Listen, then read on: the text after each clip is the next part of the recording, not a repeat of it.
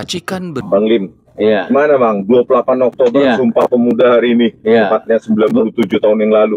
Ya, aktivis dari Solo mereka mengadakan acara mimbar rakyat bertepatan dengan tanggal 28 Oktober Hari Sumpah Pemuda. Saya kira sangat tepat sekali. Satu yang disoroti terutama untuk pembangunan rumah yang diperuntukkan oleh Jokowi sebagai mantan presiden. Bayangkan kita baca ternyata tanah itu seluas 1,2 hektar dan seluruhnya bernilai 200 miliar. Kita tahu dulu antara misalnya Megawati atau SBY dan sebagainya, itu peraturannya 15 miliar untuk mantan presiden. Ini 200 miliar di mana peraturan itu dibuat masa Jokowi juga menjadi presiden. Ini harus dihentikan, ya, rakyat tidak sudi uang rakyat untuk membayar penjahat, ya, memiliki rumah-rumah tersebut. Makanya kita menghadiri PN, ya, persidangan untuk beliau, kita mampir ke rumah yang di mana rumah itu adalah tidak ada plang IMB-nya. Kita tahu bahwa ketat sekali kalau ada orang bangun tidak ada plang IMB, pasti akan dihentikan dan dibongkar. Ini tidak ada, dan bahkan dijaga polisi dengan ketat. Ini negara preman yang harus dihentikan. Kita untuk membangun atau untuk menyelamatkan Indonesia bermulai dari Jokowi ini, ya. Banyak sekali kasus-kasusnya kalau ditumpuk itu, ya, dari bawah sampai ke atap rumah itu udah nggak habis-habisnya. Pantesan buku yang dibuat oleh Bang Abdullah Yamahua, dia pantas dihukum mati. Makanya kita membersamai para aktivis Solo, Bang Resmond menyempatkan datang ke sini, kita menilai itu dan juga menghadiri sidang ini. Silakan Bang. Oke pemirsa, jadi 200 miliar loh, itu 1/5 triliun. Ya, sementara para termul pemujanya makan besok pun belum tentu jelas. Tetapi mereka selalu terhipnotis oleh tampilan Jokowi yang seolah-olah tidak orang kaya. Kan tampilannya seperti kita-kita, ya, rakyat biasa yang tidak punya aset, ya, sebesar itu, apalagi sampai 200 miliar itu cuma dari pembelian rakyat loh, lahan 12.000 meter persegi atau 1,2 hektar, ya. Dan di situ berapa Bang? Kalau menurut Google 10 juta sampai 15 juta. Enggak, situ enggak ada tanah situ, di atas 30 juta. Itu pinggir jalan utama protokol loh. Meter itu pinggir loh. Jalan Adi Sucipto menuju Bandara Adi Sumarmo. Sebagai contohnya, ini bersebelahan dekat dengan Hotel Lorin. Hotel Lorin, ya, sebelahnya, ya. Jadi bayangkan itu masih lahan dan bangunan. Belum lagi biaya tiap bulan untuk Joko Widodo. Berasnya, listriknya, semua segala kebutuhannya, bahkan dikasih 30 juta per bulan uang pensiun sampai dia nanti meninggal dunia. Tetapi menghadiri sidang ini agar dia bisa menunjukkan ijazahnya, dia nggak berani. Ya. Kan rakyat pastilah memaafkan kalau dia memaafkan, nggak Bang, kira-kira? Kalau minta maaf bahwa ijazah saya palsu gitu. Iya, secara pribadi bisa saja kita memaafkan, tetapi ini masalahnya ada proses hukum negara yang harus ditegakkan. Saya kira sudah menipu 280 juta rakyat, ya, 2014 yang lalu. Wahai para termul, ya, Anda itu akan kehilangan harga diri kalau masih punya harga diri. Bagaimana menjadi daihatnya Jokowi? Di mana kehebatannya? Anda hanya mengatakan, oh, dia pernah jadi presiden 2 periode. Ya, selama 2 periode itulah, ya, merugikan bangsa Indonesia. Dan saya tahu untuk merugikan seperti ini, Anda tidak bisa berpikir dan bekerja sendiri.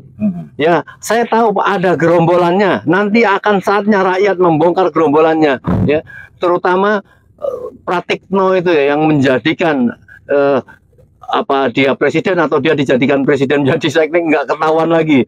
Ya, artinya rakyat ini harus menyelamatkan diri dan harus membangun citra, ya, yang sudah diterpuruk oleh Jokowi. Dan ini saatnya, ya, kalau Pak Prabowo tidak bersama kita, Anda itu akan dijatuhkan oleh mereka itu.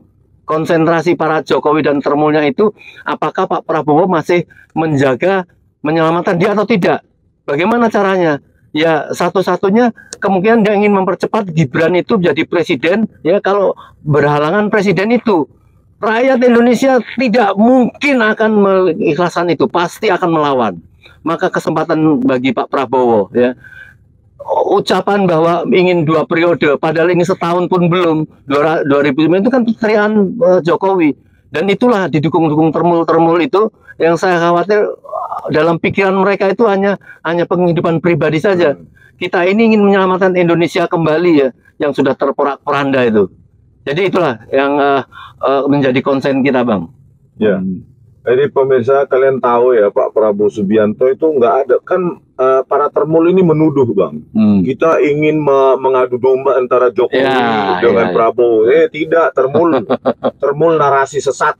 Kami ingin menyelamatkan Prabowo Subianto dari parasit keluarga Jokowi, ya, parasit keluarga Jokowi, dan untuk menyingkirkan si Gibran ini, memakzulkan Gibran ini karena nggak layak, nggak lulus SMA, berarti dia lulusan SMP. Lulusan SMP langsung ke S1 kan nggak mungkin, berarti S1-nya gugur di MDIS Singapura. Ya. Jadi kami justru ingin menyelamatkan Prabowo Subianto, bukan mengadu domba. Untuk apa mengadu domba? Orang presidennya sekarang Prabowo Subianto kok. Ya.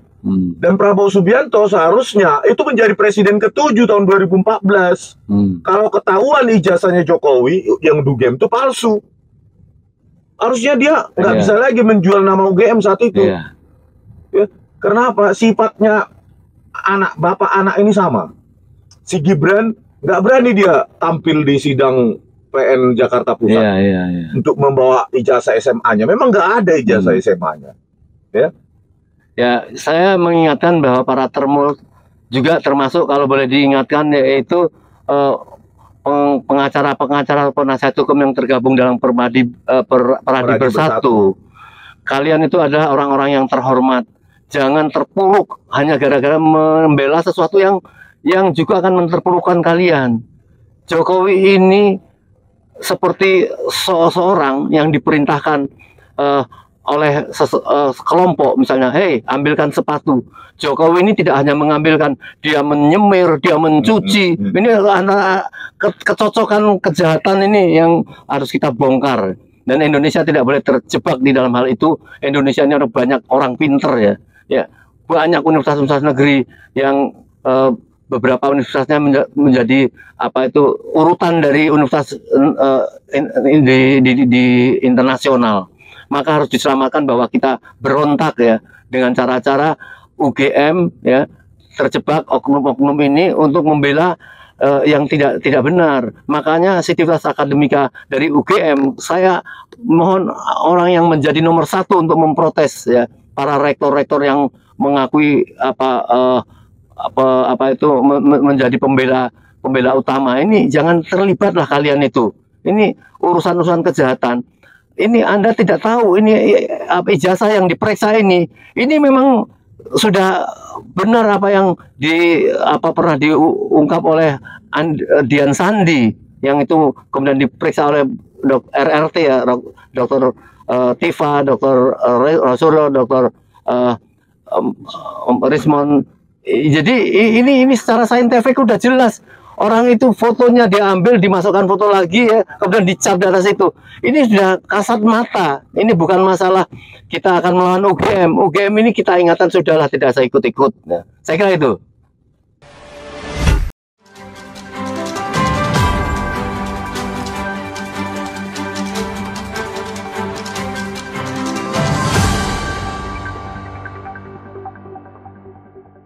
Racikan